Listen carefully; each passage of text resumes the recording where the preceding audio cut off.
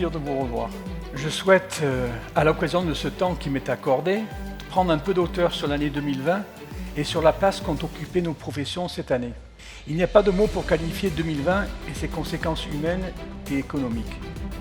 Nous en payons un peu le prix aujourd'hui avec la crise des matières premières, probablement un effet direct de l'arrêt partiel de l'économie mondiale durant les quelques mois les plus durs de 2020.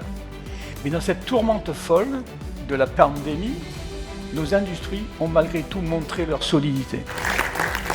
Selon les secteurs, les conditions de marché ont été très contrastées. Certains ont dû s'adapter à une activité oscillant l'exceptionnel et le catastrophique. Certains ont été tributaires de secteurs en déshérence, d'autres ont bénéficié de l'effet stop and go qui a redonné de la vigueur mais a néanmoins nécessité beaucoup d'agilité pour adapter l'outil de production, vos outils, à la demande.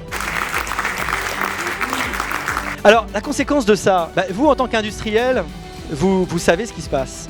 C'est qu'on a un retour inattendu du rousseauisme. C'est-à-dire la croyance que la nature est forcément bonne, que la société n'est là que pour pervertir l'homme. Tout ce qui est naturel est bon, avec une opposition très binaire entre le naturel égale bon, le pas naturel égale mauvais.